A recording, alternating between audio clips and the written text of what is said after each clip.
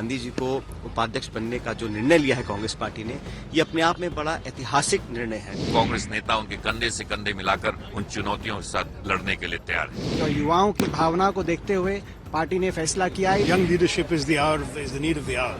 संघर्ष के साए में असली आजादी पलती है, इतिहास उधर झुक जाता है जिस ओर जवानी चलती है।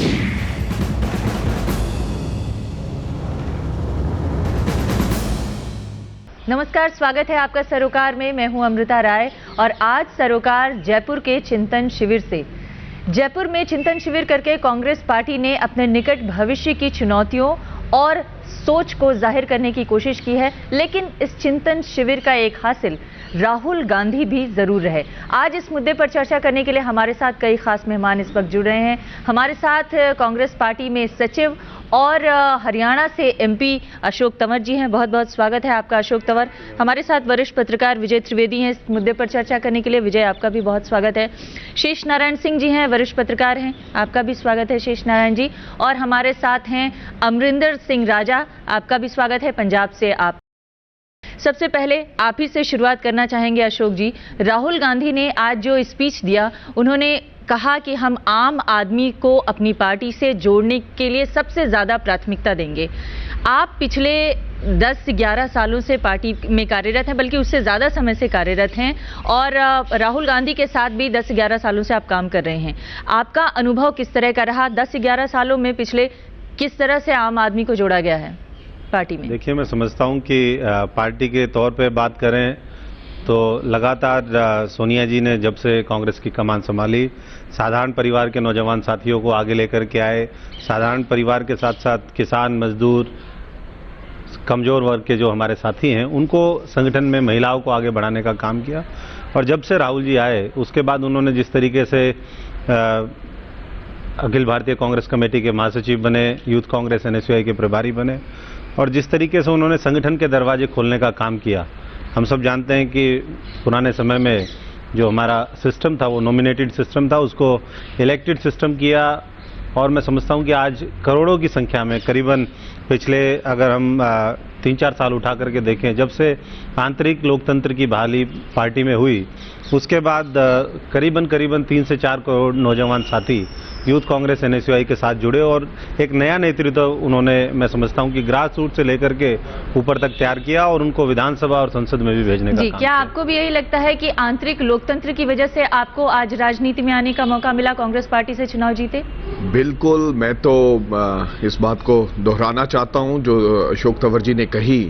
पहले आम साधारण व्यक्ति को जगह नहीं कहीं ना कहीं मिलती थी। जो ट्रांसफॉर्मेशन हुआ, जिस तरीके से राहुल जी ने आम लोगों को मेंबरशिप ड्राइव करवाया, उसके बाद चुनाव लड़ाया, अपनी ही पार्टी में चुनाव कराए, और जो लीडर उभर के आए उनको अवसर दिया कि वो खुद चुनाव लड़ सकते हैं। और मेरे जैसे साधारण परिवार के व्यक्तियों को, बहुत से ऐसे लोगों, सैकड़े नौजवान ऐसे हैं जिनको अवसर मिला वो अपनी बात रखने का, अपना काम दिखाने का, और उन्होंने पहचान बनाई पार्टी के अंदर, टिकट दिया और चुनाव लड़े। आज ये मैं समझता हूं कि ट्रांसफॉर्मेशन का ही माध्यम से हम लोग यहाँ पर चुन के आए।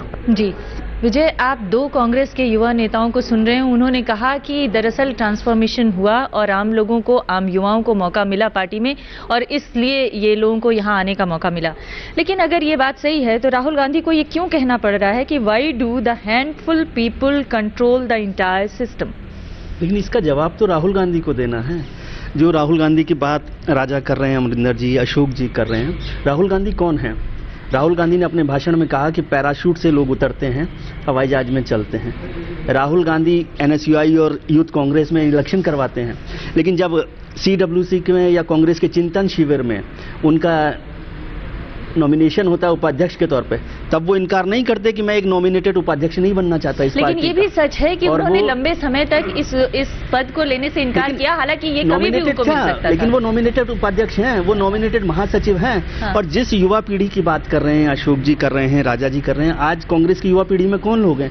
वही लोग हैं जो सब परिवार से उतरे हुए हैं, कितने लोग उसमें जो बड़े पावरफुल जो लोग हैं कांग्रेस के कार्यकर्ताओं में, छोटे लेवल पर नेताओं पर जरूर है कि कुछ युवा कांग्रेस में लोग आए हैं, लेकिन युवा कांग्रेस के जो चुनाव हुए पिछले दिनों उसमें भी बड़े लोग, ताकतवर लोग, पार्टी में जो पहले से काबिज रहे हैं वही लोग अध्यक्ष बने हैं, वही लोग पावरफुल रहे हैं। तो राहुल गांधी जी का भाषण इमोशनली बहुत अच्छा है, किसी एक सुपरहिट फिल्म का इमोशनल ड्रामा है, एक्शन है, एंग्री यंग मैन है, सब कुछ है उसमें, लेकिन इम्प्लीमेंटेशन कहाँ है? क्या आपको नहीं लगता है कि उनके जो आज का स्पीच रहा उनमें कन्विक्शन भी था, वो कन्विक्शन जिसके आधार पर वो कांग्रेस पार्टी को देश के सामने आगे ले जा सके? हाँ, बिल्कुल था। और जो विजय से मैं यहाँ पे बिल्कुल डिसएग्री करता हूँ कि उन्होंने जो कहा कि भाई ये गलतियां हैं, कम से कम एडमिट तो किया। मैंने जो बात, जब राहुल गांधी ने कहा कि जो लोग भ्रष्ट हैं वो भ्रष्टाचार मिटाने की हलफ उठाते हैं, तो ये पूरे देश में एक रिदम तो गई, वो एडमिट कर रहे हैं भाई हमसे गलती हुई। और वो ये इलेक्टेड वो लड़की जो राजस्थान की जिस लड़की ने जो भाषण किया, तो उसने कहा ना कि हमको मौका कहाँ मिलता, ये राजा बैठे हैं ये कह रहे हैं हमको कहाँ मौका मिलता। तो इन्होंने 5-6 साल पहले ये कार्यक्रम प्रारंभ किया था।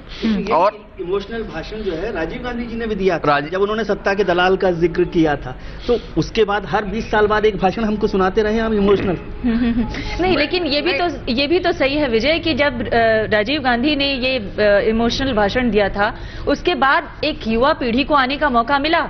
कम से कम 4-5 साल ऐसा देखने को मिला कि एक युवाओं की नई लौट आई, और वही युवाओं की नई लौट जो है आज देश में कांग्रेस पार्टी के सेकंड रैंक के लीडरशिप को एक तरह से आगे 20 साल पुरानी बात हो गई, फिर हम 20 साल बाद फिर उसी बात को दोहरा रहे हैं। अब राहुल गांधी को एक नया स्क्रिप्ट चाहिए थी, ये एक बहुत अच्छी इमोशनल स्क्रिप्ट है।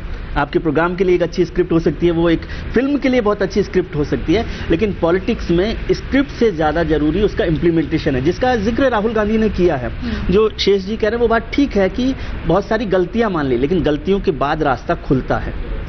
क्या आप उस रास्ते पर चलने के लिए तैयार हैं? क्या रास्ता खुला है और अब आप लोग इस रास्ते पे चल पाएंगे? कि आप तो राहुल टीम में लगातार उनके साथ काम करते हैं, उनके साथ कदम से कदम मिलाने के वादे करते हैं, क्या रास्ता खुला है और आप उस रास्ते पर चलने के लिए तत्पर हैं? जो गलतियां आज राहुल गांधी ने सिस्टम की स्वीकार की हैं, उस गलतियों को न सिर्फ सुधारने का बल्कि बदलने का उन्होंने वादा किया है। देखिए, मैं समझता हूँ जब से राहुल जी ने सक्रिय संगठन में भूमिका निभाना शुरू किया उसी समय से हमने उनके साथ काम करना शुरू किया, और मैं समझता हूं कि वो थोड़ा सा देर से जरूर आए, क्योंकि हमें याद है 23 जनवरी 2006 जब एआईसीसी का हैदराबाद में प्लेनरी सेशन था, उस समय भी ये बात उठी थी, लेकिन उसके बाद उन्होंने करीबन 1.5-2 साल के बाद जिम्मेदारी अखिल भारतीय जनरल सेक्रेटरी की, जिसकी अभी हमने चर्चा करी, 2007 में संभाली, करीबन 1.5 साल के बाद संभाली। और आज भी एक लंबे समय से मांग थी कि राहुल जी को और प्रमुखता के साथ संगठन में जिम्मेदारी, लेकिन उन्होंने आज जैसा कहा कि मैं 7-8 साल के अनुभव के बाद आज ये महसूस करता हूं कि मैं जिम्मेदारी लूंगा, और मैं समझता हूं कि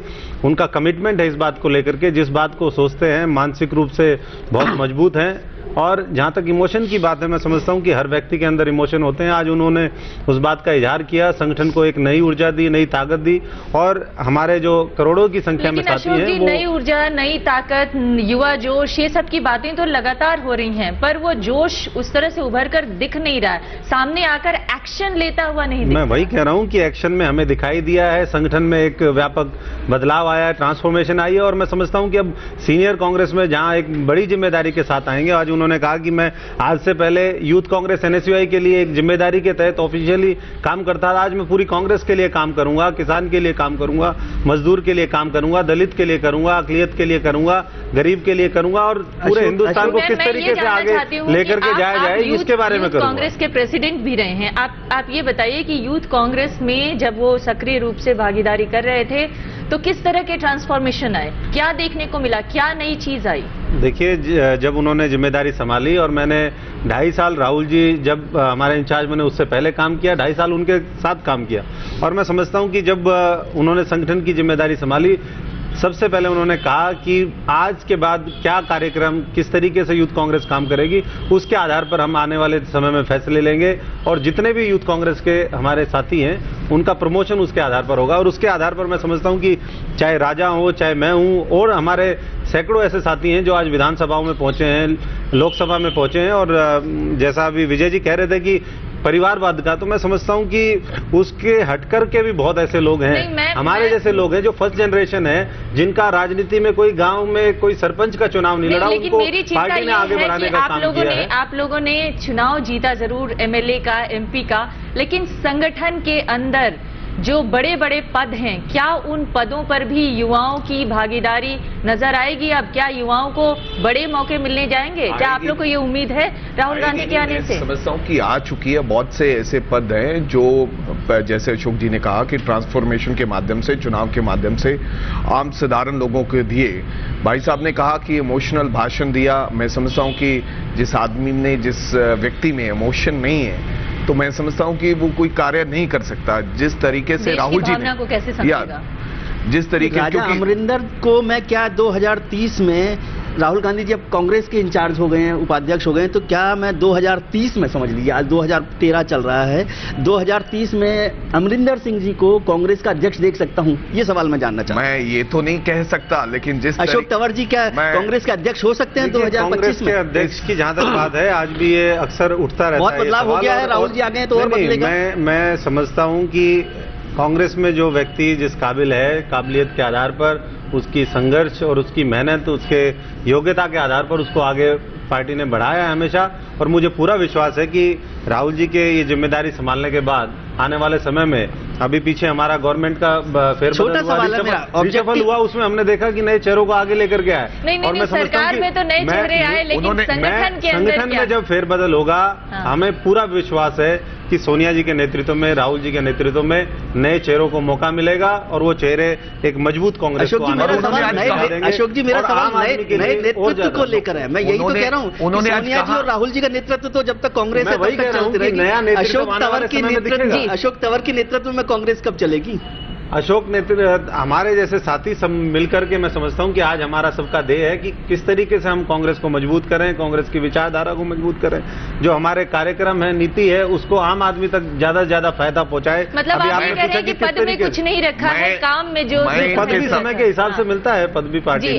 मैं इनके सवाल का सीधा सीधा जवाब देना चाहता हूं। अगर जिस तरीके से राहुल गांधी जी ने आज कहा कि जो व्यक्ति काम करेगा, जो पार्टी के अनुशासन को ठीक ढंग से देखेगा, पार्टी की गाइडलाइन पे चलेगा, जिसको जो कार्य दिया जाएगा वो पूरा करेगा, आने वाले दिनों में सबको मौका मिलेगा। अगर हम लोग उसकी, मैं समझता हूं कि उस सोच पर खरा उतरेंगे तो क्यों ना मौका देंगे। अगर अब हमारे जैसे साधारण परिवार के व्यक्ति को, जिसका राजनीतिक पिछोकड़ कुछ भी नहीं है, और 34 साल की उम्र में जिसको राजनीति की, मैं समझता हूं कि टिकट दिया है, कहा जाता है कि राजनीतिक जिसका पिछोकड़ नहीं है, जिसका राजनीतिक परिवार नहीं है, उसको टिकट लेना बड़ा मुश्किल काम है। मेरे गांव, मेरे घर में कोई सरपंच भी नहीं, तो आज मेरे को टिकट देके, खुद बुला के टिकट दिया और मैं जीत के आया हूं। मैं समझता हूं कि आने वाले दिनों में अगर हम खड़े उतरेंगे और हमारे को जरूर मौका मिलेगा। जी, तो कांग्रेस पार्टी क्या सबसे बड़ा परिवार देश का बन पाएगा, या जो राहुल गांधी ने कहा कि दुनिया का सबसे बड़ा राजनीतिक परिवार कांग्रेस पार्टी को बनाना चाहते हैं? रूल्स ऑफ गेम फिक्स कर लो। हाँ। कि आप पास्ट के दुहाई देखे, फ्यूचर को अगर तय करना चाहते हैं तो फिर बतियाते रहो, घंटों बतियाते रहो। हाँ। कि ये तुमने ये किया, तुमने ये किया, उन्हें किया।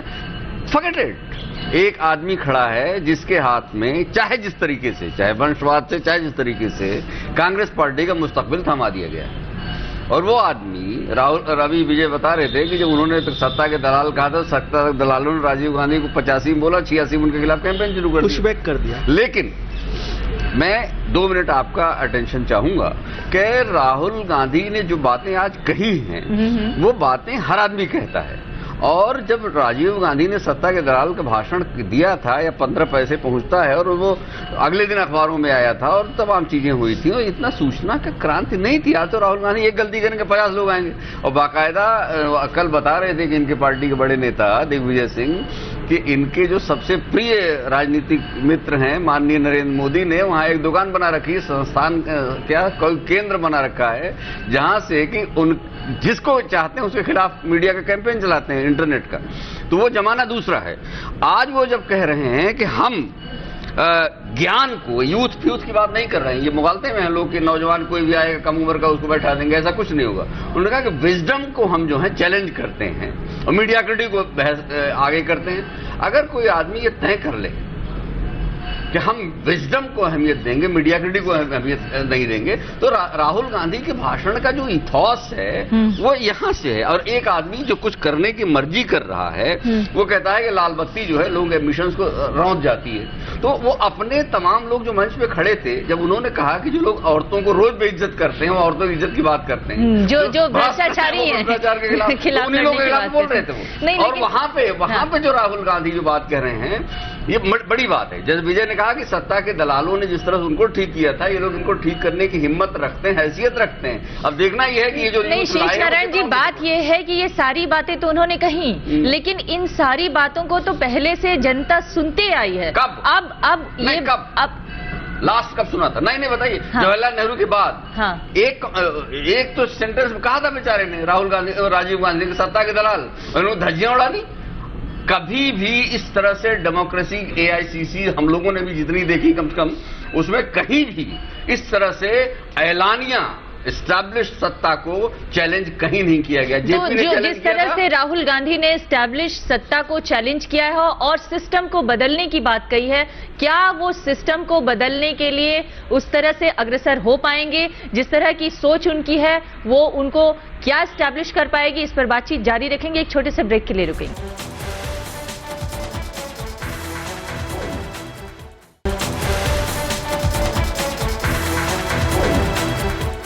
राहुल गांधी जी को उपाध्यक्ष बनने का जो निर्णय लिया है कांग्रेस पार्टी ने, ये अपने आप में बड़ा ऐतिहासिक निर्णय है। कांग्रेस नेता उनके कंधे से कंधे मिलाकर उन चुनौतियों के साथ लड़ने के लिए तैयार है। तो युवाओं की भावना को देखते हुए पार्टी ने फैसला किया है, Young leadership is the need of the hour. संघर्ष के साए में असली आजादी पलती है, इतिहास उधर झुक जाता है जिस ओर जवानी चलती है। ब्रेक के बाद एक बार फिर आपका स्वागत है। आज हम बात कर रहे हैं कि क्या राहुल गांधी का नेतृत्व पार्टी को एक नई दिशा, एक नया सोच दे पाएगा। हमारे साथ कई खास मेहमान हैं, लेकिन विजय, हम आपसे शुरुआत करना चाहेंगे। राहुल गांधी ने आज अपनी स्पीच में एक और महत्वपूर्ण बात कही, we don't respect knowledge, we respect only positions. ये भी एक तरह की स्वीकारोक्ति है जो ब्रेक से पहले शेष नारायण सिंह जी कह रहे थे कि भ्रष्टाचारियों और महिलाओं के ऊपर अत्याचार करने की वाले लोगों के ऊपर कटाक्ष तो उन्होंने किया ही, लेकिन साथ ही साथ उन्होंने ये भी कहा कि हमारा समाज और हम सब लोग रिस्पेक्ट उन लोगों की करते हैं जो पावरफुल लोग हैं, हम उनके रिस्पेक्ट क्यों नहीं करते हैं जो नॉलेजेबल लोग हैं, जिनके पास ज्ञान है। उस ज्ञान को आगे बढ़ाने के लिए क्या दिखता है आपको कन्विक्शन उनके अंदर? स्वीकारोक्ति जो है वो बहुत महत्वपूर्ण है। जो बात शेष जी भी कह रहे हैं वो स्वीकारोक्ति महत्वपूर्ण है कि इस बात को सार्वजनिक तौर पर स्वीकार करना कि हमारे घर में गंदगी है, हमारे घर में गड़बड़ हो रही है, हमारे परिवार में गलती हो रही है, लेकिन हम कैसे सुधारेंगे। जो बात हो रही है, जो मैं का जिक्र कर रहा था कि राजीव गांधी ने भी ये बात कही थी, और यदि गांधी परिवार और कांग्रेस का इतिहास देखें तो इसमें मैं बहुत एक्साइटेड नहीं हूं, क्योंकि जब इंदिरा गांधी आई थी तब भी यही हुआ था। कांग्रेस ने जो है उस समय नई कांग्रेस बनी, जो पुराने लोग थे उनको अलग करने की कोशिश की गई, इंदिरा गांधी ने अलग से दुकान बनाई, फिर राजीव गांधी आए तो फिर उन्होंने अपना संगठन किया। आगे बढ़े उससे पहले विजय ये बात जरूर कहेंगे, राहुल गांधी ने ये भी कहा कि ये जो आपने कहा ना कि राजीव गांधी ने कहा था कि जो सिस्टम है वो ठीक से काम नहीं करता और 15 पैसे ही गरीबों तक पहुंच पाते हैं। उन्होंने कैश ट्रांसफर का जिक्र किया, उन्होंने कहा कि हमने एक स्कीम लाने की कोशिश की है और उस स्कीम के तहत हम चाह रहे हैं कि ये जो लीकेज है वो लीकेज कम किया जाए। क्या अच्छी बात है? हाँ। वो अच्छी बात है, लेकिन मैं दूसरी बात कह रहा हूं कि राहुल गांधी आज अचानक उनका वो नहीं हुआ, यादा धर्मस्य ग्लानिर्भवति भारती की तरह से उनका कोई अवतार नहीं हुआ इस कांग्रेस में। वो 7 साल से एमपी हैं, 5 साल से महासचिव हैं, वो यूथ कांग्रेस के, एनएसयूआई के और पार्टी के महासचिव हैं वो, तो उस समय भी कर सकते हैं। आज ये ऐलान करने की अचानक जरूरत क्या पड़ी? आज ऐसा क्या हो गया है? सवाल ये है। सोशल मीडिया पर आज एक बहुत बड़ी लाइन चल रही है कि जयपुर में एक रेस चल रही है, उसमें एक आदमी दौड़ रहा है और वो दूसरे नंबर पर आया है। कांग्रेस में राहुल गांधी अनौपचारिक औपचारिक तौर पर दूसरे नंबर पर हैं। कांग्रेस की वेबसाइट पर 3 फोटोज लगी हैं पिछले 5 साल से, प्रधानमंत्री मनमोहन सिंह की, कांग्रेस अध्यक्ष सोनिया गांधी की और महासचिव राहुल गांधी की। वो 10 में से 1 महासचिव हैं, लेकिन ऑफिशियल वेबसाइट पर वो लगे हुए हैं, तो मतलब वो 2 नंबर तो थे ही। तो आज ऐसा अचानक क्या हुआ है कि राहुल जी को, जो सुबह उन्होंने आज भाषण में जिक्र किया कि बालकनी से वो निकले सुबह 4 बजे, अंधेरा हो रहा था, तड़के की रात थी, रात को क्या सोचा, सुबह उन्हें क्या बोलना है, और भगवान के या आकाशवाणी हुई उनको और वो सारी की सारी बातें स्वीकार करने लगे। 7 साल से जो इस पार्टी को लीड कर रहा है व्यक्ति, जो पार्टी का महासचिव है, जो नंबर 2 है ऑफिशियली, आज अचानक क्या हुआ? क्यों? क्योंकि आज आपको एक ऑफिशियल एंट्री करनी है। आप बताना चाहते हैं कि आपसे ज्यादा मिस्टर क्लीन कोई नहीं है। लेकिन भले ही आज भोर में उन्होंने एक नई दिशा हासिल करने की कोशिश की, यहाँ से एक नई शुरुआत भी तो की जा सकती है अशोक तंवर। देखिए, मैं समझता हूँ कि एक जिम्मेदारी के तहत नंबर 2 पोजीशन उनको संगठन ने दी, पार्टी ने दी, ये एक बहुत बड़ी बात है। और ये आप मानते हैं बहुत बढ़िया बात है कि नंबर 2 थे, लेकिन मैं समझता हूं कि आप नहीं मानते? नहीं, कांग्रेस में जो उनका रोल था, जिस तरीके से आपने कहा कि जो 8-9 हमारे जनरल सेक्रेटरी हैं, उसमें से वो एक थे और उनकी जो जिम्मेदारी थी वो यूथ कांग्रेस और एनएसयूआई को मजबूत करने की थी, उनका नेतृत्व उभारने की थी। वो उन्होंने किया, नेता बनो, नेता चुनो। आपने जो बात करी कि किस तरीके से वो करेंगे, मैं समझता हूं कि उन्होंने करके दिखाया। संगठन के दरवाजे खोले, मेंबरशिप करी, परफॉर्मेंस के आधार पर लोगों को टिकट दिया, वो जीत करके आए। अशोक जी, मैं यही जानना चाहती हूँ, एक बहुत जरूरी बात मैं कहना चाह रहा हूँ कि जिस बात के लिए आज इमोशनल वो हो रहे थे, जो युवाओं की बात कर रहे हैं, महिलाओं की बात कर रहे हैं कि जो महिलाओं की इज्जत उतारते हैं, वो महिलाओं के लिए बोलते हैं, लेकिन वो राहुल गांधी कहां थे जब पूरा देश, जब सोनिया गांधी कांग्रेस की अध्यक्ष बहुत वेदना से भरी हुई थी, देश को पता ही नहीं था कि वो देश का जो युवा है, युवा नेता है, युवराज है कांग्रेस का, वो कहां है? जब गैंग रेप से पूरा देश पीड़ित था, पूरे देश में आक्रोश था, तब हमारे युवराज की एक आवाज सुनाई नहीं दी। क्या उस दिन के लिए आज का इंतजार कर रहे थे, उस वेदना को जाहिर करने के लिए? मैं इस बात से इत्तेफाक नहीं रखता। उस समय भी उनके प्रयास जारी थे। उन्होंने जो स्टूडेंट्स थे, एजिटेशन करते सड़क पर आए थे, उनके साथ उन्होंने लगातार वार्तालाप जारी रखा और जो कर सकते थे उन्होंने कांग्रेस अध्यक्षा के माध्यम से, प्रधानमंत्री के माध्यम से, हमारे जो होम मिनिस्टर हैं उनके माध्यम से उस समय भी करने की कोशिश करी ये, लेकिन उसको प्रचारित और प्रसारित उस तरीके से नहीं किया गया जिस तरीके से मैं समझता हूं कि मीडिया चाहता था। लेकिन हमेशा संवेदनशीलता नेतृत्व की रही है। मुद्दा सिर्फ ये नहीं है कि किसी एक इवेंट पे वो नजर आए या नहीं आए। हालांकि एक इवेंट जो देश के लिए बहुत ज्यादा संवेदनशील था, पीड़ा पहुंचाने वाला था, उसमें उम्मीदें जरूर देश के युवा नेता से रही होंगी, लेकिन सिर्फ एक मुद्दे की बात नहीं है। बहुत सारी देश में समस्याएं हैं और उन समस्याओं में से बहुत सारी समस्याओं को उन्होंने गिनाया भी अपने भाषण में। सवाल ये है कि अब उन समस्याओं को दूर करने के लिए उनकी तरफ से as a Congress vice president क्या किया जाएगा? क्या आपको लगता है कि जो पिछले 8 साल से वो राजनीति कर रहे हैं, उस राजनीति में कोई बदलाव आएगा? क्या वो पॉलिसी मेकिंग में कुछ हिस्सा बटा पाएंगे? अरे वो तो वो बताएंगे, हम कहां से बताएंगे? लेकिन हम जो बताना चाह रहे हैं वो अगर तुम लोग सुनने को तैयार हो तो सुन लो। मैं ये कहना चाह रहा हूं कि एक आदमी जिसके हाथ में देश का मुस्तकबिल सबसे बड़ी पार्टी का संभलवा दिया गया है और वो कम से कम डंके की चोट पे कह रहा है कि साहब ठीक है, ये गलतियां हो रही हैं, ये लोग चोरियां हो रही हैं, यहाँ गलती हो रही है, विजडम की इज्जत नहीं की जा रही है और मीडियोक्रेटी फैली हुई है, तो वो आदमी एक बात वो कह रहा है। जाहिर है उसके दिमाग में कुछ आइडियाज हैं और उन्होंने जो 2-3 जिक्र किया, डायरेक्ट कैश ट्रांसफर के जरिए 99% भेजने की जो बात है वो संभव है, वो with in the realm of feasibility है। तो हम वो क्या किया उन्होंने, I am not concern, I don't know, और क्या करेंगे मैं ज्योतिषी नहीं हूं और उनका मन में नहीं जानता। आज के फैसले पर एज ए पॉलिटिकल एनालिस्ट मैं ये कहना चाहता हूं कि here is a man who is ready to be seen and counted. वो खड़े होकर कह तो रहा, हाँ साहब हमने गलती की, हम सिस्टम ने गलती की। आप गौर करिएगा, सोनिया गांधी ने भी जो कल कहा कि भाई राजनीतिक बिरादरी पर लोग शक कर रहे हैं, तो जब वो राजनीतिक बिरादरी करें तो कांग्रेसी थोड़े कह नहीं, वो बीजेपी वाले सबको तो करी आ रहे हैं, कोई भी नेता जाते को मार के भगा दे रहे थे वो लड़के।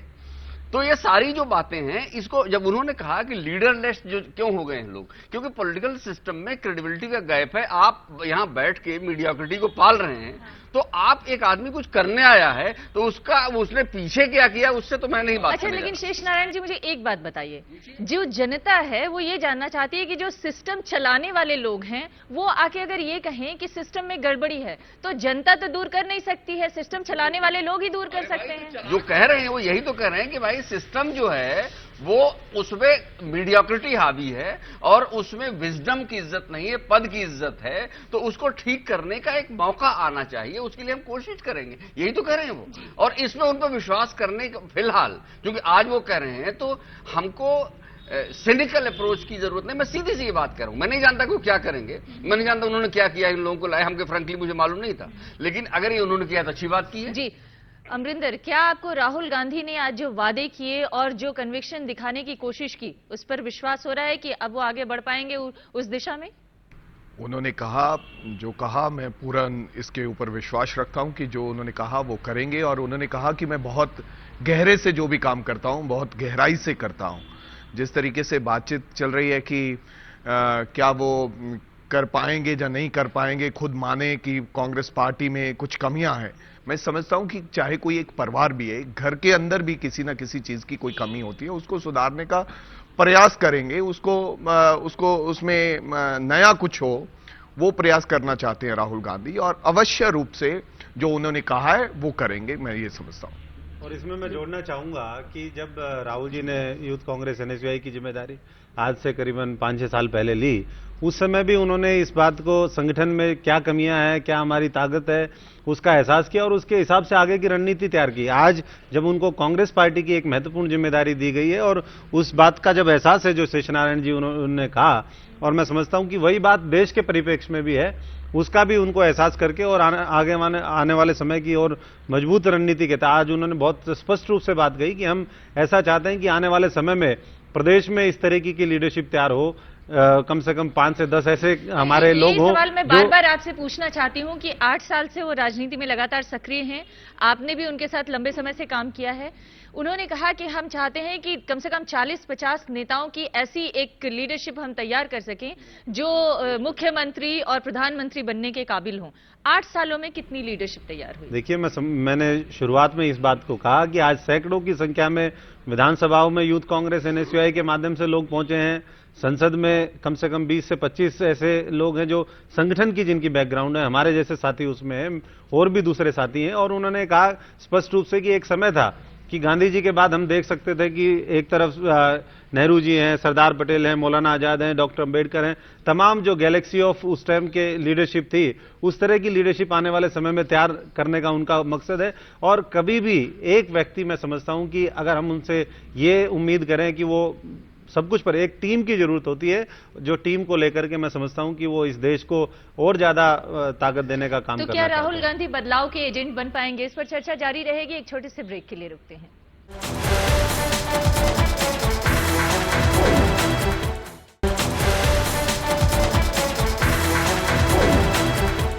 राहुल गांधी जी को उपाध्यक्ष बनने का जो निर्णय लिया है कांग्रेस पार्टी ने, ये अपने आप में बड़ा ऐतिहासिक निर्णय है। कांग्रेस नेता उनके कंधे से कंधे मिलाकर उन चुनौतियों के साथ लड़ने के लिए तैयार है। तो युवाओं की भावना को देखते हुए पार्टी ने फैसला किया है, Young leadership is the need of the hour. संघर्ष के साए में असली आजादी पलती है, इतिहास उधर झुक जाता है जिस ओर जवानी चलती है।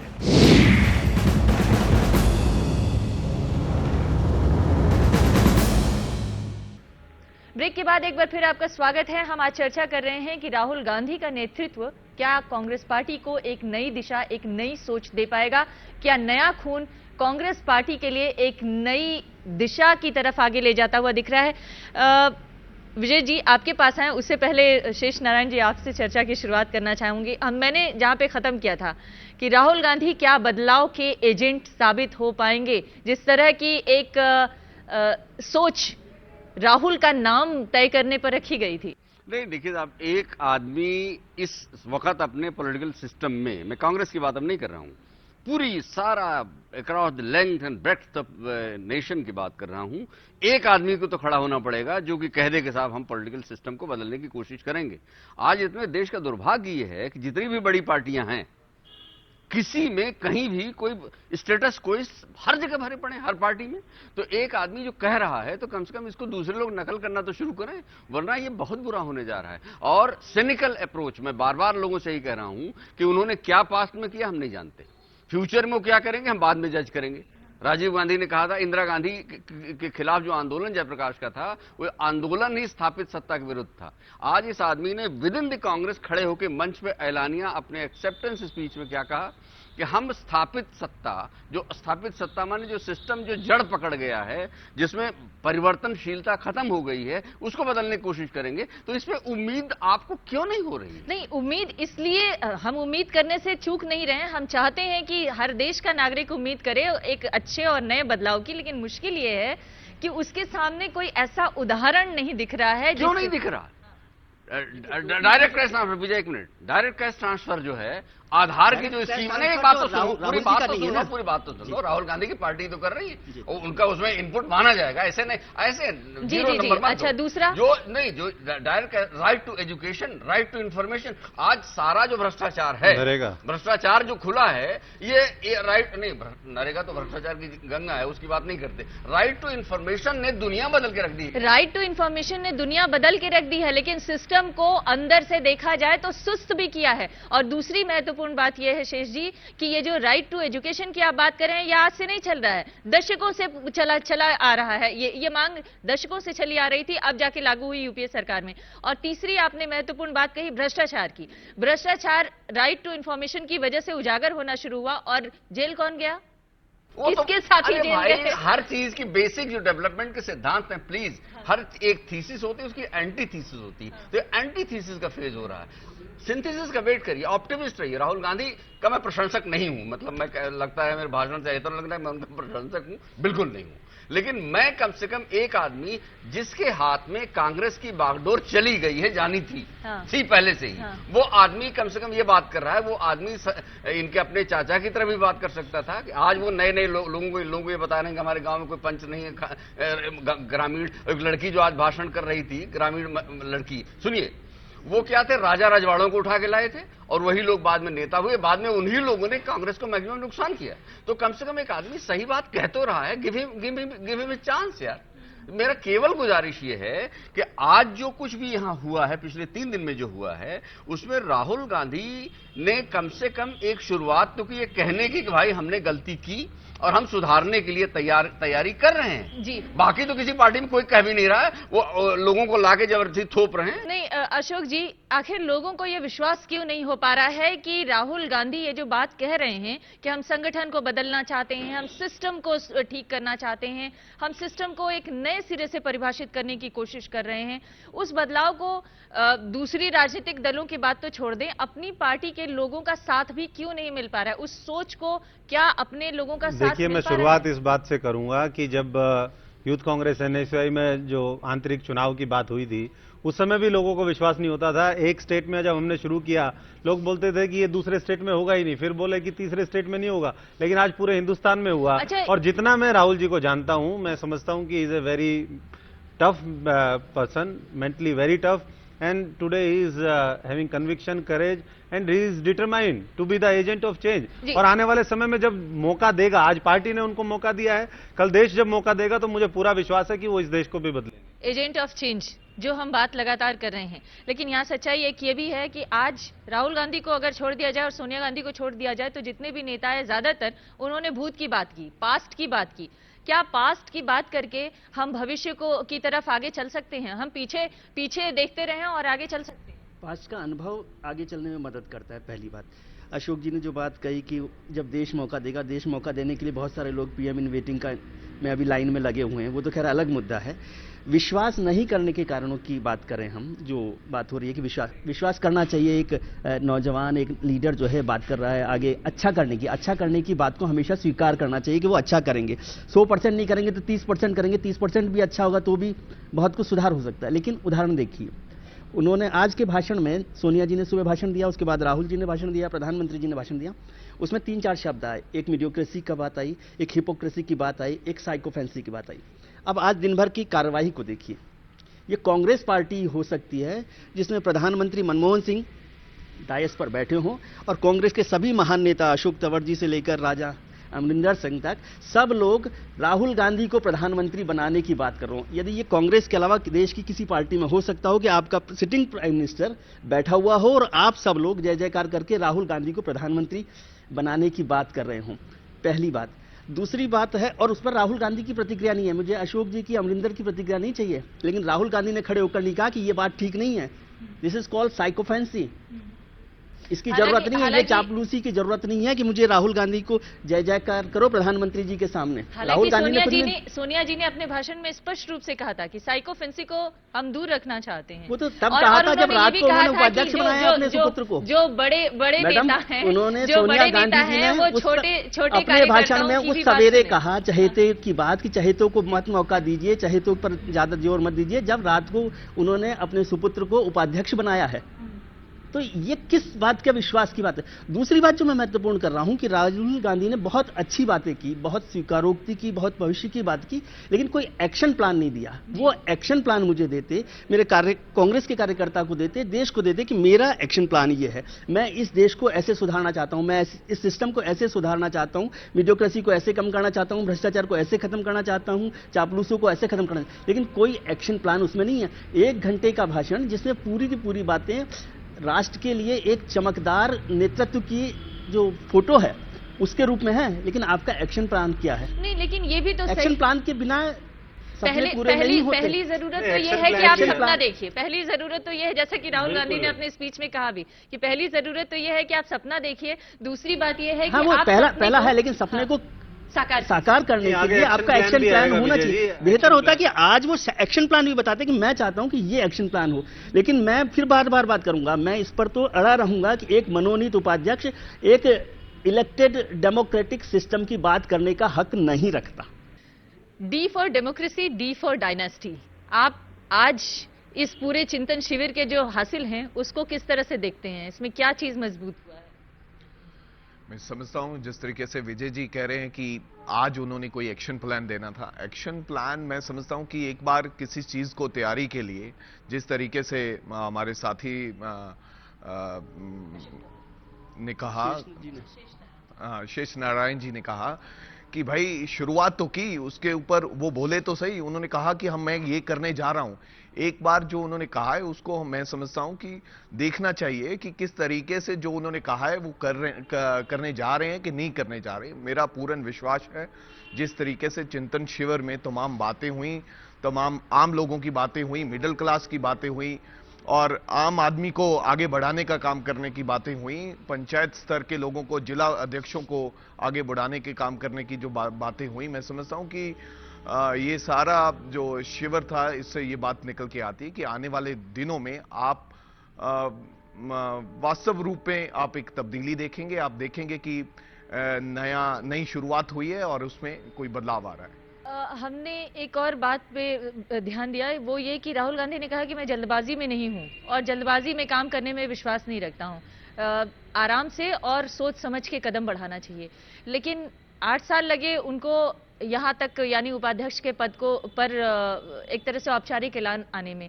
अब कितने और दिन लगेंगे जब उनको प्रधानमंत्री का उम्मीदवार घोषित किया जाएगा? देखिए, मैं समझता हूं कि पहले आपने बात की D for dynasty and D for democracy, तो मैं समझता हूं कि आज भी डेमोक्रेसी की जीत हुई है। कांग्रेस पार्टी ने हमेशा लोकतंत्र को मजबूत करने का काम किया, चाहे पार्टी हो, पार्टी के बाहर हो, और हमें पूर्ण विश्वास है। और मैं इस बात से इत्तेफाक नहीं रखता विजय जी का कि वो लोकतंत्र से नहीं चुन करके आए और उनको लोकतंत्र की बात करने का अधिकार नहीं है। मैं समझता हूं कि जिस दिन कांग्रेस पार्टी के अंदर चुनाव होगा उस दिन वो लोकतांत्रिक जो प्रणाली है उसके माध्यम से चुन के भी आएंगे, क्योंकि जो पॉपुलर मैंडेट है, जनता की भावना है, लीडरशिप का और कार्यकर्ताओं का जो मंशा है, वो ये है कि हम एक मजबूत कांग्रेस का जब नेतृत्व राहुल जी दे सकते हैं तो उनको हम आगे बढ़ाएं, उनके साथ मिलकर के कांग्रेस को मजबूत करें।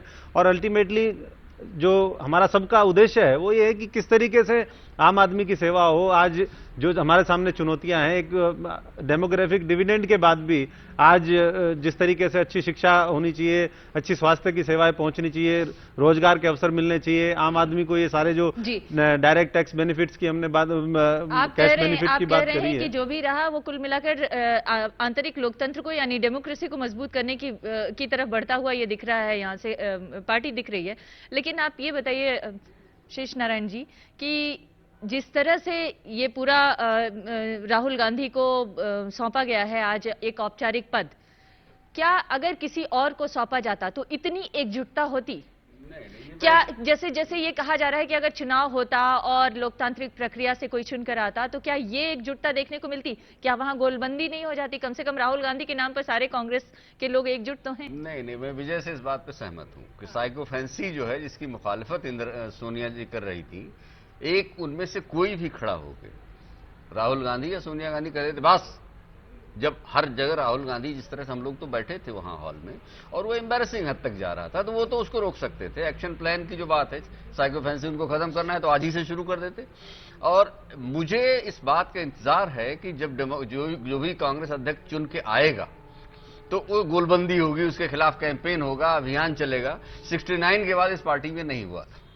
69 में शिमला में चंद्रशेखर जी ने कांग्रेस वर्किंग कमेटी की एक मेंबरशिप के लिए पर्चा दाखिल किया था, और उसके पहले यहाँ ये भी हो चुका, जवाहरलाल नेहरू का उम्मीद हार चुका, ये आप ध्यान रखिएगा। यानी क्या क्या नहीं हुआ है। तो ये गांधी जी का उम्मीदवार हार चुका है। सुभाष बोस को महात्मा गांधी के अध्यक्ष नहीं बनने देना चाहते थे, लेकिन तो जितेंद्र प्रसाद को नहीं जीतने अब देती छोड़िए, जितेंद्र प्रसाद को छोड़िए, लेकिन असली जो इशू है वो ये है कि एक डेमोक्रेटिक इंस्टीट्यूशन ट्रेडिशन वाली पार्टी थी, 69 के बाद उसको सिस्टमेटिकली खत्म किया गया। जो आज ये कह रहे थे राहुल गांधी कि वहां लीडर्स होने चाहिए हर स्टेट में, तो लीडर्स तो हैं। शरद पवार भी कांग्रेस में थे, नवीन पटनायक के पिताजी भी कांग्रेस में थे, तो लीडर्स तो हैं। आप अगर इंक्लूसिव लीडरशिप डेवलपमेंट करना चाहते हैं तो उनको लेके आइए। अगर आप ये नामजद करेंगे, दिल्ली से नामजद किया जाता था मुख्यमंत्री, और वहां बेचारे कोई 75 नहीं होता था। ये माफ करिएगा, जब ये कांग्रेस में शुरू हुआ 70s में, तो इसको सब पार्टियों ने अपना लिया कि दिल्ली से ऑब्जर्वर, काहे को ऑब्जर्वर जाएगा। संविधान में लिखा है कि बहुमत दल का नेता मुख्यमंत्री होगा विधानसभा में, तो उसको बनने दो, वो अपना बना के आपको बता देंगे। भाई चंद्रभान गुप्ता कोई नॉमिनेट कर सकता था, एसके पाटिल या वाईबी चौहान को कोई नॉमिनेट कर सकता था, देवराज अरस को कोई जब नॉमिनेट करने की कोशिश की तो पार्टी टूट गई। तो वो चीजें जो है साइकोफेंसी रोक सकते थे। लेकिन अगर हम ये मान लें कि नहीं, ये कुछ नहीं करेंगे, तो फिर हम करें क्या? तब तो चारों अंधकार ही अंधकार है। हर पार्टी में जिस तरह से स्टेटस को इस भरे पड़े हैं, मैं दोबारा दोहरा रहा हूं, एक डिमर ऑफ होप है। ये आदमी आके खड़ा हुआ और इसने कहा कि हमारी कांग्रेस में नियम कानून नहीं है, हम कुछ नियम कानून लाने की कोशिश करेंगे। तो अगर वो स्वीकार करके आगे का यही तो एजेंडा, अब विजय त्रिवेदी की समझ में नहीं आया तो हम हुए आगे बढ़ने की बात राहुल गांधी ने कही है, लेकिन उनका जो सबसे बड़ी और सबसे हालिया चुनौती आने जा रही है वो आने वाले 9-10 विधानसभा चुनाव है और उसके बाद लोकसभा चुनाव 2014 है। उस पर भी हम बातचीत करेंगे। एक छोटे से ब्रेक के लिए रुकते हैं, जल्द हाजिर होंगे।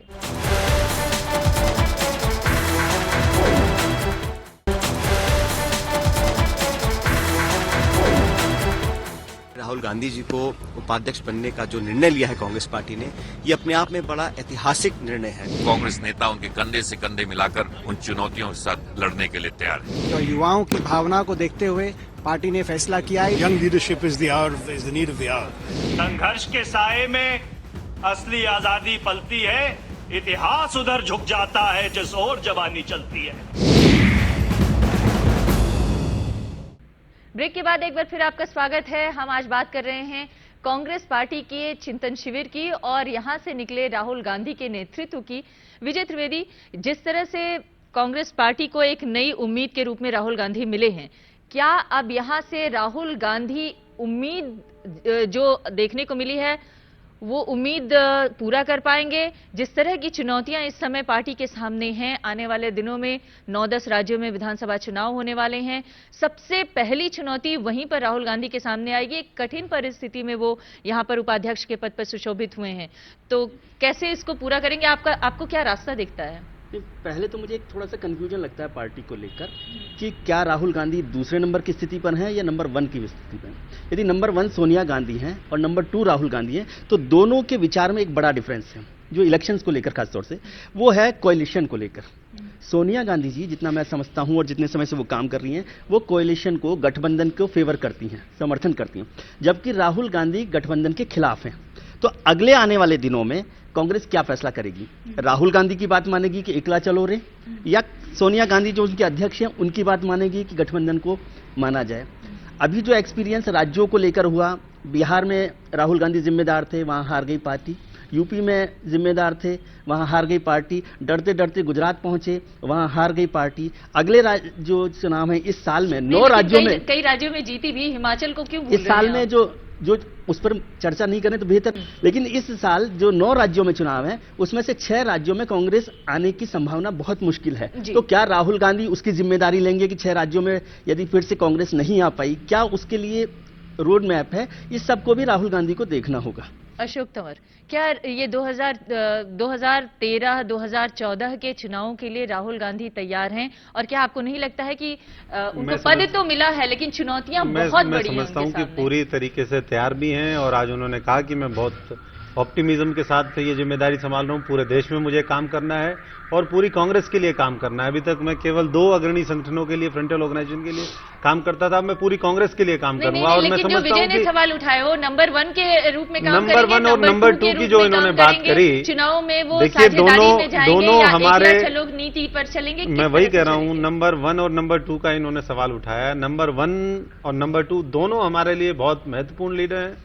और जहां तक बात है, हर पार्टी की ये मंशा होती है कि हम सिंगल हैंडेडली पावर में आए, लेकिन जहां जरूरत होगी, और मैं समझता हूं कि वहां राहुल जी का फोकस इस बात के ऊपर रहेगा जो हमें लगता है कि हम संगठन को वहां मजबूत करें जहां हम अकेले चल सकते हैं। और जहां उस तरह की परिस्थिति बनेगी तो हमारे सोनिया जी का मार्गदर्शन लेते हुए आगे के लिए जो भी हमने मार्ग प्रशस्त करना है। और मैं समझता हूं कि आज जरूरत इस बात की किस तरीके से हम संगठन को मजबूत करें, और संगठन के ऊपर उनका पूरा फोकस होगा। और मैं पूरी तरीके से इस बात को कह सकता हूं जो अभी विजय जी ने कहा कि 6 प्रदेशों में मैं समझता हूं कि 9 प्रदेश में है। मुझे अभी एग्जैक्ट आपने किन प्रदेशों के बारे में कहा? राजस्थान, मध्य प्रदेश, छत्तीसगढ़, दिल्ली, उड़ीसा, कर्नाटक, त्रिपुरा, उड़ीसा मेघालय, मिजोरम, सारे राज्य बहुत दूर है। बता उड़ीसा तो पार्लियामेंट के साथ है, लेकिन मैं समझता हूं कि इनमें से कम 6-7 प्रदेश ऐसे हैं जहां पर कांग्रेस की बहुत अच्छी संभावनाएं हैं। और लोकसभा की भी मैं समझता हूं कि ये साथ पैरेलल तैयारी है। और लोकसभा भी हो या ये जो चुनाव है, इसमें दोनों जगह कांग्रेस पार्टी सोनिया जी के नेतृत्व में, राहुल जी के सहयोग के साथ आने वाले समय में कामयाबी हासिल करेगी। अब कांग्रेस क्या करेगी, मैं उसके बारे में ऑथराइज नहीं हूं, लेकिन बड़ी दिलचस्प बातें राहुल गांधी जैसे कहा कि जिले वालों से पूछा ही नहीं जाता, वो सारे रिकमेंडेशन धरे रह जाते हैं और यहां से टिकट दे दिया जाता है। अगर एक ये बात राहुल गांधी इंश्योर कर लें, जवाहरलाल नेहरू ने गोविंद बल्लभ पंत के बेटे को अमेठी के बगल की कंस्टिट्यूंसी है सुल्तानपुर, वहां से 1960 में बाई इलेक्शन लड़ा दिया था। लड़ गए केसी पंत, गोविंद बल्लभ पंत का बेटा, और वहां के एक लोकल वकील ने ऊंट छाप से निर्दलीय लड़के उनको हरा दिया। लेकिन जवाहरलाल नेहरू से बात की, जिन लोगों ने बात की कि साहब आपका कैंडिडेट हार गया, जवाहरलाल नेहरू ने कहा तो डेमोक्रेसी का डांस है, डांस ऑफ डेमोक्रेसी है। तो अगर ये तमीज अपने राजनीतिक बिरादरी को आ गई, और मुझे आज पता नहीं, मैं I might be wrong also, Rahul Gandhi के भाषण से मुझे आज ये लगा कि ये आदमी फुल पावर में है। और इसको पिछले 4-5 साल में देखा गया है कि कोई भी अपने मन के नहीं करवा सकता, इंक्लूडिंग अमेठी, जो कि मैं पास कराने वाला हूं। तो इसलिए हमें ऐसा लगता है कि ये चेंज के एजेंट बन सकते हैं। Let's hope for the best. नहीं, लेकिन शेष नारायण जी, उत्तर प्रदेश के चुनाव को मैंने बहुत नजदीक से कवर किया और राहुल गांधी से इंटरेक्शन करने का मौका भी हमें मिला। कई बार उन्होंने कहा कि मैं संगठन को मजबूत करना चाहता हूं, कई बार उन्होंने कहा कि मैं बदलाव का एजेंट बनना चाहता हूं और मैं बदलाव लाना चाहता हूं। और उन्होंने ये भी कहा कि मैं एकला चलो नीति पर चलना चाहता हूं, मैं कांग्रेस पार्टी को मजबूत करना चाहता हूं और चाहे हार जाऊं चाहे जीत जाऊं, जनता के बीच रहूंगा। उन्होंने टिकट देने में जो गलती वो आज कह रहे हैं कि गलती होती है, वही तो कर दी उन्होंने। एक परम पूज्य नेताजी के कहने से उन्होंने 134 टिकट दे दिए और उन्होंने 134 टिकट में सारे हार गए, उनका बेटा भी हार गया उन नेताजी का। तो इस तरह से तो उन्होंने गलतियां की, वो कह तो रहे हैं। तो हम ये उम्मीद कर रहे हैं कि अगली बार जब यूपी में इलेक्शन आएगा तो उन नेताजी के जो अपनी सीट हार गए, उनके कहने पर 134 टिकट नहीं देंगे तो शायद कुछ भविष्य अच्छा। क्या आपको उम्मीद है कि यहाँ से आप लोगों की आवाज भी सुनी जाएगी और आपसे नीचे के जो पदाधिकारी हैं उनकी भी आवाज सुनी जाएगी? जिस तरह से कांग्रेस के जो नए उपाध्यक्ष बने राहुल गांधी ने कहा कि हम जिला स्तर पर काम कर रहे लोग, स्थानीय स्तर पर काम कर रहे अपने कार्यकर्ताओं से सलाह मशविरा करके अब नए उम्मीदवार चुना करेंगे। बिल्कुल पूर्ण उम्मीद है हमारे को कि आने वाला जो कल होगा उसमें सभी आम लोगों की जो ब्लॉक स्तर पर, नगर पालिका स्तर पर काम करते हैं उनको पूछा जाएगा। और उन्होंने कहा और अपनी आवाज बुलंद करके पूछने लगे कि भाई कोई जिला अध्यक्ष है यहां पर उपस्थित है, क्या जिला अध्यक्ष के कहने पर टिकट मिलता है? तो मेरे को पूर्ण विश्वास है जिस तरीके से वो दृढ़ हैं और आने वाले दिनों ये निचले स्तर के लोगों को, जमीन के लोगों से पूछेंगे और अच्छे नतीजे सामने आएंगे। तो जमीन के लोग आसमान के सपने अब देख सकेंगे क्या? देख सकेंगे, बिल्कुल जमीन के लोग आसमान के सपने देख सकते हैं आज की राहुल गांधी जी के भाषण के। एक छोटी सी बात मैं कहना चाहता हूं अमृता, मेरा दिल बहुत भरा हुआ है आज राहुल गांधी जी का जो इमोशनल स्पीच था उसको सुनकर, और मुझे लग रहा है कि मैं बहुत देश का जो एक आम आदमी की तरह से एहसान से दब गया हूं, क्योंकि जिस तरह से उन्होंने कहा कि एक इमोशनल बात मैं कहना चाहता हूं। और पूरे देश को एक खासतौर से मैं तो बहुत दब गया हूं उनके एहसान से कि वो पूरा जो नेहरू गांधी परिवार है वो इस देश के लिए बलिदान दे देकर थक गया है। उन्होंने इंदिरा गांधी जी के बलिदान का जिक्र किया, उन्होंने राजीव गांधी के बलिदान का जिक्र किया, और जो बलिदान नहीं हुआ उसका भी जिक्र उन्होंने कर दिया कि उनकी मां उनके पास आके रोने लगी, क्राई कर लिया। और एक डर जो है सत्ता से, जो पॉइजन है, पावर इज पॉइजन। तो मैं मेहरबानी करके जानना चाहता हूं कि ऐसा एहसान मत करिए देश पर। विजय त्रिवेदी जैसे आम आदमी को एहसान में मत दबाइए। यदि आप सत्ता से इतना डरते हैं तो दूर बैठिए, आराम से कोई और काम करिए। आपने एमफिल इकोनॉमिक्स में ट्रिनिटी कॉलेज से कर रखी है तो कहीं अच्छे प्रोफेसर बनिए। मेहरबानी करके यदि राजनीति को, सत्ता को जहर समझते हैं और इतना डर लगता है माँ बेटे दोनों को, तो मेहरबानी करके बैठिए। दिल की भावनाओं की मैं लेकिन समझता हूं कि कदर करनी दिल चाहिए। की भावनाओं की कदर नहीं करनी चाहिए क्या? एक माँ बेटे के बीच में जो माँ बेटे इमोशन के होता है इमोशनल रिश्ता। उसको अगर उन्होंने अपने पार्टी कार्यकर्ताओं के सामने शेयर किया तो ये उनकी संवेदनशीलता को नहीं दिखाता है? नहीं, संवेदनशीलता अलग है। आप उसका इमोशनल एक्सप्लॉइटेशन समझिए कि ये वो परिवार है जो शहादत देता रहा है और वो उस शहादत के लिए तैयार है। उन्होंने फिर आखिर में कहा भी कि वो पार्टी के लिए आखिर तक जाने को तैयार हैं, देश के लिए कुछ भी तैयार करने के लिए तैयार हैं। तो इस देश में हर आदमी, मुझे बताइए, अशोक जी बैठे हैं, अमरिंदर जी बैठे हैं, शेषनारायण जी बैठे हैं, आप बैठे हैं, क्या इस देश का कोई भी आदमी देश के लिए मरने के लिए तैयार नहीं है? आप बोल दीजिए इस प्रोग्राम में कि मैं इस देश के लिए मरने के लिए तैयार हूं, या मैं कह देता हूं कि मैं मरने के लिए तैयार नहीं हूं। ये इमोशनल एक्सप्लॉइटेशन माफ कर दीजिए। देखिए, देश के लिए मरने के लिए तैयार तो सब होते हैं, लेकिन कितने लोग मरते हैं ये भी हमें देखना पड़ेगा। और आज मैं समझता हूं कि राहुल जी को जो जिम्मेदारी दी है उनके काबिल हाथों में कांग्रेस का भविष्य सुरक्षित है, देश का भविष्य सुरक्षित है, और आने वाला समय इस बात को सिद्ध करके दिखाएगा। यही पूछना चाहता हूं, विजय जी ने कहा कि किसको इमोशनल करना चाहते थे। हम जो कांग्रेस के कार्यकर्ता हैं जो वहां पर 2 दिन से बैठे हुए थे, हम तो पहले ही उनसे इमोशनल है, इतनी अटैचमेंट है, उनके साथ बांधे हुए हैं। किसी को इमोशनल नहीं करना चाहते थे, वो तो एक दिल की अपनी भावनाएं बताना चाहते थे कि किस तरीके से रात को 4 बजे मैं उठा कि मेरे पर जो जिम्मेदारी दी कांग्रेस पार्टी ने, उसका बोझ कि मेरे को लगा कि मेरे पास कोई जिम्मेदारी है, बड़ी जिम्मेदारी है, उसको मैंने किस तरीके से निभाना है। और जो मां की बात कही कि वो मेरे पास आए, जहां इमोशनल बात कही, मैं समझता हूं कि वो किसी को इमोशनल नहीं करना चाहते थे। ये दिल की भावनाएं थी, अपनी परिवार, क्योंकि कांग्रेस पार्टी को एक परिवार का नाम दिया गया। उन्होंने कहा कि मैं अपने परिवार में बातचीत करना चाहता हूं, वो परिवार समझ के उन्होंने अपने घर की बात कही। जो जिस तरह की बातें और जिस तरह की सोच उभरी, उसमें क्या लगता है कि राहुल गांधी 2014 के पार्टी के पीएम उम्मीदवार होंगे और जीत कर आ सकेंगे? आपकी उम्मीद क्या है? ये अलग अलग भावनाएं हैं। मैं समझता हूं कि ये तो फैसला उन्होंने लेना है, कांग्रेस पार्टी ने फैसला देना है। राहुल जी ने खुद फैसला लेना है। इस बार भी पीएम बन सकते थे लेकिन नहीं बने, बार बार मनमोहन सिंह जी का नाम लिया। तो मैं समझता हूं कि ये तो डिसीजन कांग्रेस पार्टी के ऊपर है और राहुल जी के ऊपर है। एक आखिरी सवाल अशोक आपसे जरूर करना चाहेंगे कि ये जो जयपुर में पूरा चिंतन शिविर हुआ, उसमें बहुत सारे और मुद्दों पर भी डिस्कशन हुआ। उन सारे मुद्दों को उस तरह से भले ही ना राहुल गांधी ने सामने लाया हो, लेकिन गंभीरता से चर्चा हुई, 5 अलग अलग ग्रुप्स बनाए गए। देश के सामने जो आने वाला भविष्य है उसको लेकर कांग्रेस पार्टी क्या सोच रखती है, किस दिशा में आगे बढ़ने वाली है, ये सब बातें हुई।